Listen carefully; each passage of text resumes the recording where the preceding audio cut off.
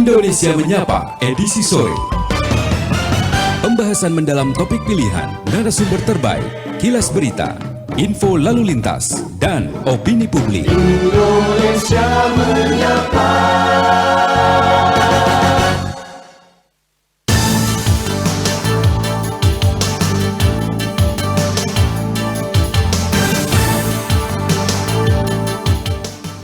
Komisi Perlindungan Anak Indonesia (KPAI) menilai sekolah belum siap dibuka di tengah pandemi COVID-19 karena temuan menunjukkan banyak sekolah dengan infrastruktur dan prosedur atau SOP protokol kesehatan yang belum memadai.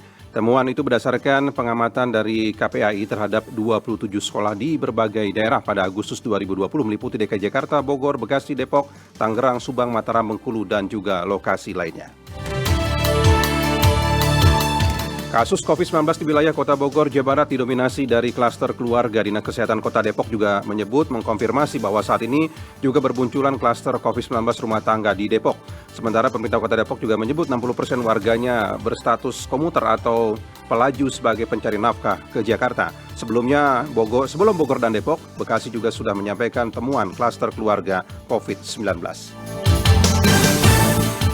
Indonesia Corruption Watch (ICW) menyebut pemerintah diduga menggelontorkan anggaran 90,4 miliar rupiah untuk jasa influencer, baik individu maupun kelompok, dengan tujuan mempengaruhi opini publik terkait dengan kebijakan pemerintah. Selamat sore pendengar, saya Zaini akan bersama Anda di Indonesia Menyapa Sore. Inilah Indonesia Menyapa Sore selengkapnya. Indonesia Menyapa. Pendengar, kami hadirkan perbincangan merupakan kerjasama antara RRI dengan Kementerian Kesehatan, di mana hari ini kita akan membahas mengenai kepatuhan masyarakat terhadap protokol kesehatan. Karena seperti kita ketahui, kasus COVID-19 di tanah air makin hari terus bertambah dan salah satu penyebabnya diindikasikan karena kepatuhan masyarakat terhadap protokol kesehatan yang masih kurang. Nah, seperti apa juga kajian dari Kementerian Kesehatan dan Satuan Tugas COVID-19 terhadap kepatuhan masyarakat mengenai protokol kesehatan. Kami saat ini sudah bersama dengan Dr. Gigi Oscar Primadi MPH, Sekretaris Jenderal Kemenkes, dan juga Profesor Wiku Adhisa Smito, juru bicara dan Ketua Tim Pakar Satuan Tugas Penanganan COVID-19. Prof. Wiku dan juga Pak Oscar, selamat sore. Selamat sore. Assalamualaikum. Waalaikumsalam. Saya ke Prof. Wiku dulu mungkin ya. Prof. Wiku, ini kan kasus dari COVID-19 kan terus bertambah makin hari ya. Apakah memang betul bahwa kepatuhan masyarakat kita terhadap protokol kesehatan masih rendah, Prof? Ya, baik. Kasus bertambah itu ada beberapa faktor penyebabnya. Ya. Pertama, memang testingnya kita meningkat di berbagai tempat, termasuk di DKI. Yang kedua juga aktivitas sosial ekonominya kan sudah mulai ya di berbagai tempat di Indonesia. Dan memang terlihat dari pantauan dari berbagai pihak, kedisiplinan masyarakat untuk protokol kesehatan memang belum optimal. Ya, ada yang belum pakai masker di tempat kerumunan, bahkan mereka melakukan kerumunan. Jadi hal seperti itu tentunya pasti akan menyumbangkan pada penularan dan kasusnya juga tingkat. Demikian. Ya, tapi apa ya, Prof, yang menyebabkan masyarakat kurang begitu aware terhadap protokol kesehatan? Apa yang menyebabkan itu, Prof? Ya, kan ini kan kebiasaan baru ya. Mereka kesulitan juga untuk menjalankan sesuatu yang tidak biasa dilakukan, dan itu kan juga mengganggu proses mereka bernafas. Kemudian secara sosial kan masyarakat Indonesia itu akrab gitu ya, gotong royong, akrab, sehingga kedekatan itu sekarang harus menjaga jarak. Itu juga sesuatu adaptasi baru yang harus dilakukan, dan memang tidak semua orang langsung cepat untuk beradaptasi, dan inilah tugas kita bersama, bukan hanya pemerintah tapi juga masyarakat, untuk betul-betul mendorong agar masyarakat semua patuh pada protokol kesehatan. Ya, nah Pak Oscar, ini kan ada tudingan bahwa masyarakat yang belum patuh benar terhadap protokol kesehatan karena sosialisasi oleh pemerintah yang kurang masif dan mungkin pola-polanya yang kurang tepat. Betulkah seperti itu, Pak Oscar? Ya, sebetulnya sekali lagi upaya pemerintah sudah cukup optimal ya. Artinya ya bersama dengan satuan tugas tentunya juga dengan semua kementerian lembaga yang ada, kan sudah ada langkah-langkah yang akan kita dan sudah dijalankan dan akan terus dikuatkan, seperti kampanye masker ya, kemudian upaya-upaya membagikan masker, adalah hal-hal yang memang secara strategis dan secara operasional digerakkan ya. Nah, sekali lagi upaya-upaya inilah tentunya harus disadari oleh masyarakat, dipahami masyarakat bahwa sekali lagi disiplin yang paling penting. Ya. Nah, beberapa daerah kan sudah menerapkan sanksi bagi masyarakat yang tidak menggunakan masker ya, Pak Oscar ya. Apakah Kemenkes melihat itu sudah cukup efektif membuat masyarakat lebih patuh dengan protokol kesehatan?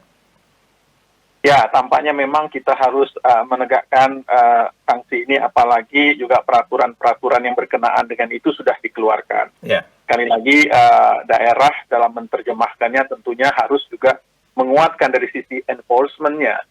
Artinya peraturan, ketentuan yang sudah dibuat tentunya harus dikawal, diawasi, dan terus diterapkan. Sekali lagi memang hal-hal seperti ini memang sepertinya harus kita lakukan agar betul-betul untuk keselamatan bersama. Bahwa disiplin ya tentunya dengan adanya aturan, ada ketentuan, harus dilakukan upaya-upaya untuk menjalankan. Ya. Nah, Prof. Iku selain soal masker ya, Prof ya, protokol kesehatan yang memang harus dilakukan masyarakat di tengah COVID seperti sekarang ini apa saja, Prof?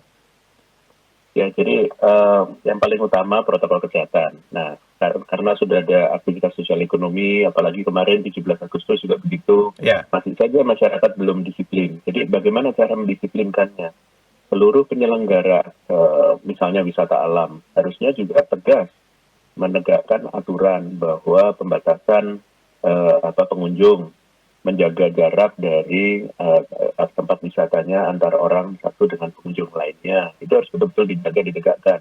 Dan masyarakatnya juga begitu. Dan kita kan lihat sendiri di media, masih banyak itu masyarakat yang melakukan kerumunan, pendakian gunung bahkan jumlahnya ribuan, di pantai juga begitu, dan hal-hal seperti itu yang harusnya dijaga betul. Karena masyarakat itu kedua belah pihak.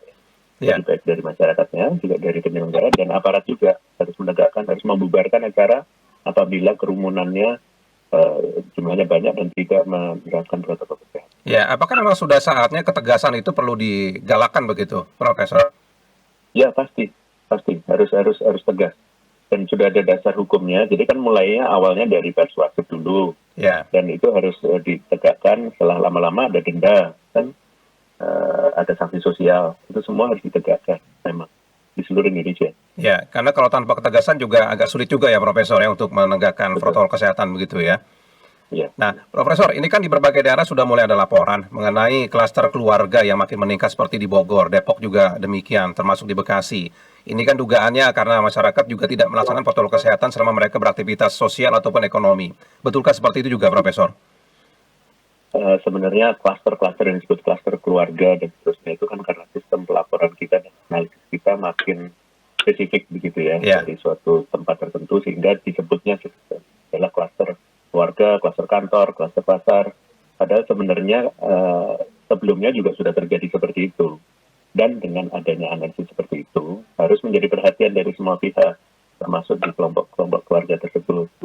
Nah, kita mendorong supaya para ibu-ibu khususnya agar protokol kesehatan dijalankan di dalam keluarganya. Kalau seluruh ibu-ibu di Indonesia menggerakkan seperti itu, ini adalah bantuan yang paling besar yang dapat kita raih ya untuk kedisiplinan masyarakat, karena ibu pasti bisa mengingatkan suaminya, bisa mengingatkan anak-anaknya, putra-putrinya, betul-betul untuk disiplin, karena untuk menjaga keamanan dan keselamatan keluarganya.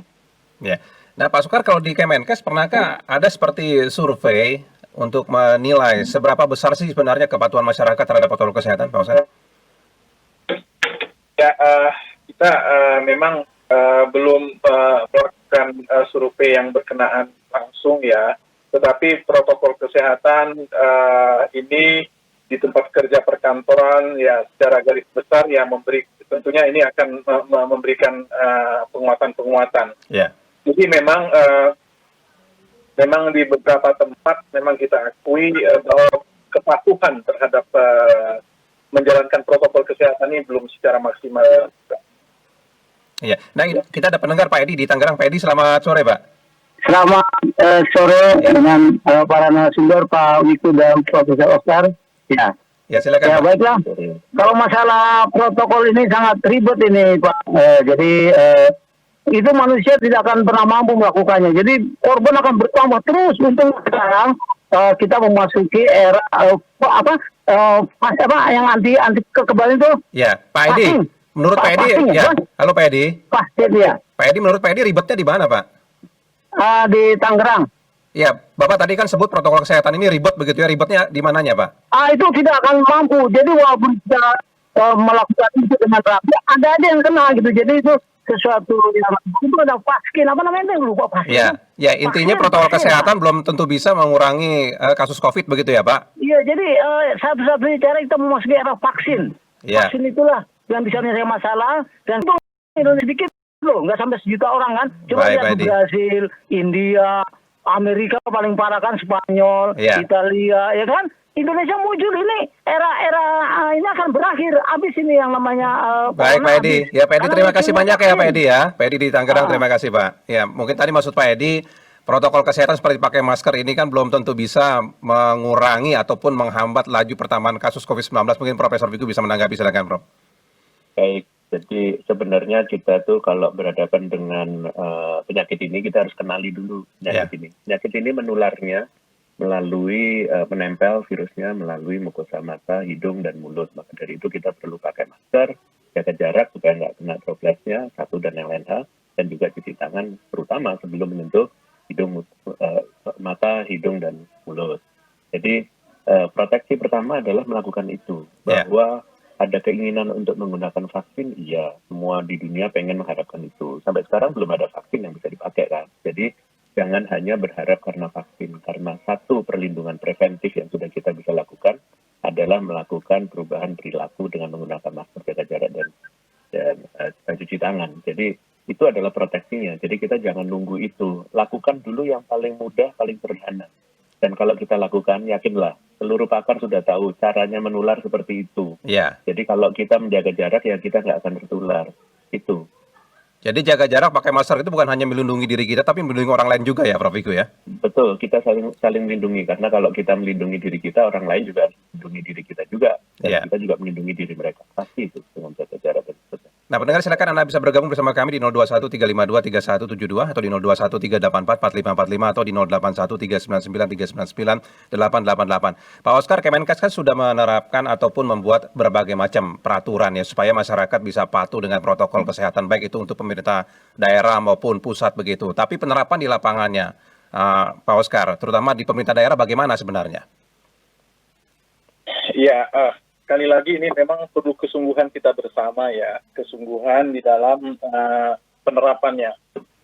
Artinya memang pada unit terkecil ya, unit terkecil pada tatanan atau di tempat-tempat yang memang secara ini ada kumpulan orang, ada orang yang berkerumunan orang. Nah, untuk itu sekali lagi tempat-tempat itu seharusnya pemiliknya, pengelolanya itu harus membuat semacam satuan tugas tersendiri ya, yang betul-betul melakukan penerapan yang secara operasional dari sisi protokol kesehatan ini. Sehingga pengorganisasian di lingkungan kerja itu, di tempat-tempat itu, memang harus diterapkan secara serius. Tidak bisa pemerintah secara global, secara umum memantau satu persatu tanpa ada keterlibatan langsung dari unit terkecil itu. Sekali lagi misalnya mungkin restoran, tempat mall, kantor, semuanya itu harus bertanggung jawab terhadap hal seperti ini dalam hal pengawasannya. Iya, jadi mereka memang harus memperhatikan soal itu ya, Pak Oscar ya. Jangan menyerahkan kepada Pemda ataupun pemerintah pusat begitu ya, Pak, sepenuhnya ya. Iya, artinya pemerintah daerah tentunya bertanggung jawab terhadap hal yang lebih umum, penerapan peraturan, membuat ketentuan, membuat regulasi, menerapkan penegakan aturan itu sendiri. Nah, tools ini artinya perangkat-perangkat ini kan sudah ada sebetulnya. Tinggal sekali lagi bagaimana unit terkecil dalam proses ini dapat berjalan, artinya di mana kita bertanggung jawab terhadap kerumunan orang ini harus menjadi perhatian semua. Ya, tapi kan sekarang ini kan sudah banyak pelonggaran dilakukan untuk kegiatan ekonomi. Jakarta baru saja mengeluarkan lagi peraturan bioskop boleh buka, kemudian buat film boleh. Kemudian kegiatan di luar ruangan yang mengumpulkan orang banyak juga sudah boleh begitu. Nah, Kemenkes melihat hal seperti itu seperti apa sebenarnya, Pak Oscar? Ya, artinya tentunya dengan kaidah-kaidah yang sudah jelas dalam protokol kesehatan itu sudah diatur ya. Artinya bagaimana distancing itu secara fisik dapat diatur, jaraknya yang lebih terarah gitu ya. Kemudian juga bagaimana pemakaian masker yang benar, bagaimana memilih masker yang betul, ya bagaimana budaya cuci tangan itu, budaya etika bersin itu dilakukan dengan baik. Artinya hal-hal ini tentunya harus diterapkan. Jangan sampai tadi pengen budaya antri yang tidak teratur gitu ya, kita masih nyaman dengan hal itu. Sekarang sudah adaptasi baru, adaptasi kebiasaan baru. Antrilah dengan jarak, ya. Kemudian berdirilah tanpa kerumunan. Nah, hal-hal ini tentunya sekali lagi tanggung jawab kita bersama, tanggung jawab pengelola tempat-tempat yang memang ada orang berkumpul itu harus tegas. Ya. Ada pendengar bersama kita, Pak Freddy. Selamat sore, Pak. Selamat sore. Silakan, Pak Freddy. Selamat sore, Prof. Wiku dan Dr. Oscar. Sore. Saya mau kasih tanggapan tentang masalah ini. Karena saya sering ke luar negeri, saya dapat semacam penelitian empirik tentang masalah kedisiplinan warga Indonesia itu sangat jelek. Iya. Jadi jangan heran kalau corona itu meningkat terus. Karena memang kedisiplinan masyarakat kita itu tidak pandang dia orang bawah. Pejabat bupati aja ditegur sama petugas malah marah ya, Pak. Jadi satu-satunya cara, ini nggak ada pilihan lain ya. Represi dan tindakan hukum tegas. Nggak ada cara lain persuasi mau ngomong kosong. Ikutilah contoh Singapura dan Malaysia, ditangkap-tangkepin, nggak ada cerita. Karena masyarakat kita memang paling tidak disiplin. Ini sudah jelas ini. Jadi nggak usah lah pakai persuasif segala, nggak ada cerita. Penegakan hukum yang penting gitu ya, Pak? Tegas. Baik, kalau begitu Pak Ferdi. Jangan ragu, nggak ada cerita tuh. Terima kasih Pak Ferdi ya. Malu. Selamat sore Pak Ferdi. Ya mungkin Pak Oscar bisa menanggapi Pak, harus ada tindakan represif yang mungkin lebih digalakkan begitu Pak. Ya, kita sudah jelas, Pak Presiden kita juga sudah mengeluarkan instruksi ya. Instruksi Presiden Republik Indonesia nomor 6 tahun 2020 tentang peningkatan disiplin dan penegakan hukum untuk penjalanan protokol kesehatan ini. Nah, sekali lagi, ini memang diharapkan semua elemen ya akan melihat. Artinya ada dari sisi kesungguhan pemerintah bahwa political will yang betul-betul sudah menjadi bagian penting dalam rangka kita menegakkan disiplin ini sudah ada. Tinggal sekali lagi mungkin Pak Freddy betul tadi, tentunya harus diikuti oleh semua elemen sampai di level paling bawah untuk penerapan ini untuk dijalankan. Kita sudah punya aturan itu. Iya. Nah, Prof. Wiku tadi menarik yang disampaikan oleh Pak Freddy ya, bahwa memang ini kan sudah jadi pantauan media juga. Ada kepala daerah yang kadang-kadang ditegur soal protokol kesehatan saja juga marah-marah begitu, Prof. Wiku. Sebenarnya kalau pantauan Satgas ya, Prof. ya, di berbagai daerah itu termasuk kepala daerah itu, kemengertian mereka terhadap protokol kesehatan itu bagaimana sih, Pak Wiku? Ya, jadi baik pejabat itu juga anggota masyarakat juga. Jadi pemahaman, kan kadang-kadang ada juga orang yang masih setengah percaya atau bahkan belum percaya bahwa ini hoax, ini rekayasa dan seterusnya. Janganlah, karena kan kita sudah lihat datanya semuanya. Kasusnya di dunia banyak, di Indonesia juga banyak. Jadi harus ada keyakinan betul, jangan sampai kita sendiri mengalaminya baru percaya. Kita sudah cukup melihatnya di TV dan seterusnya. Jadi kalau ada pejabat seperti itu, ya memang itu adalah bagian dari masyarakat kita. Kita ini kan besar sekali negaranya. Dan kendali dari seluruh pimpinan daerah yang juga komponen masyarakat itu penting, nggak bisa cuma top down, tidak bisa hanya pejabatnya saja. Dari masyarakatnya juga harus saling mengingatkan. Maka dari itu pendekatan keluarga itu penting. Tadi saya sampaikan kurang lebih kampanye ginilah, ingat pesan ibu deh gitu. Kalau ibu memang betul-betul mau melindungi keluarganya kan biasanya selalu mengingatkan. Jadi melalui seperti itulah yang harus kita ingatkan secara keseluruhan. Nggak bisa kita ini sendirian saja, karena ini lawannya cuma satu sebenarnya, virus aja. Nah, masa kita, dan kita udah tahu caranya adalah berubah perilaku. Mari kita biasakan berdisiplin. Kita saling mengingatkan saja bahwa penegakan hukum kan sudah ada instrumennya, yang tegakkan hukumnya. Dan kita sebagai warga masyarakat kan juga harus patuh gitu. Kalau udah tahu kayak begitu, sudah ada aturan situ aja kan harusnya sudah langsung patuh. Bahwa di luar negeri lebih patuh daripada kita, karena environment-nya sejak dulu sudah seperti itu di situ. Nah, kita harus di disrupsi ini, kita harus berubah sekarang. Nggak bisa lagi. Dan ini hal yang baru buat masyarakat kita begitu ya, Prof. ya? Betul. Dan kita sangat beragam, budaya yang sangat beragam, cara pendekatannya juga beragam. Nah, Prof, tadi menarik yang Profesor katakan peran seorang ibu sekarang ini sangat penting untuk mewujudkan protokol kesehatan masyarakat itu bisa lebih patuh begitu ya, terutama dari keluarga dulu begitu. Nah, itu apa kira-kira yang harus bisa dilakukan oleh para ibu ini, Profesor? Jadi sebenarnya ibu-ibu ini kan pasti punya kedekatan sangat tinggi emosionalnya terhadap anak-anaknya, terhadap suaminya. Jadi di sini kalau seluruh ibu-ibu se-Indonesia semuanya memahami tentang masalah ini dan menegakkannya, kita yakini itu adalah cara pendekatan yang sangat Indonesia, karena di Indonesia budaya timur itu sangat hormat pada seorang ibu, karena itulah yang melahirkan kita semua. Dan itulah cara yang akan dilakukan oleh Satgas ke depan ini untuk menggerakkan ibu-ibu, bahkan dengan ibu-ibu PKK seluruh Indonesia juga digerakkan oleh Mendagri, supaya betul-betul menyeluruh ke seluruh Indonesia. Itu salah satu cara kita memahami budaya dan struktur sampai ke daerah. Begitu. Ya, jadi kuncinya memang sebetulnya paling efektif itu di rumah tangga ya, Prof, ya, terlebih dulu ya, untuk protokol kesehatan ini ya. Ya, ada dua sebenarnya. Jadi kalau pendekatan untuk mengingatkan dan seterusnya itu melalui protokol kesehatan itu adalah melalui ibu-ibu di rumah tangga. Yang kedua, yang penting juga adalah terstruktur governance tata kelola pemerintahan kita, mulai dari pemerintah pusat, pemerintah daerah, sampai ke RT RW. Dan strukturnya Polri dan TNI kan juga ada Babinsa, Babin Kamtibmas, sampai ke level desa atau daerah. Jadi itu juga kita gerakkan seluruhnya. Jadi terstruktur dan pendekatan budaya dan ibu-ibu itu adalah penting supaya betul-betul semuanya bergerak. Kita harus bersatu gitu. Ini yang perlu kita upayakan bersama. Mohon seluruh masyarakat betul-betul mengoptimalkan apa yang kita miliki untuk melawan virus ini secara bersama-sama. Ya, nah Pak Oscar, ini kan memang sangat penting ya, mematuhi protokol kesehatan dalam rangka penanggulangan COVID-19 begitu ya.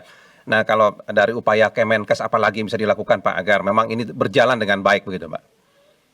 Ya, tadi upaya yang cukup strategis dan tentunya praktis yang sudah dirancang oleh Satuan Tugas tadi Pak Wiku sudah sampaikan melalui ibu-ibu tentunya ya.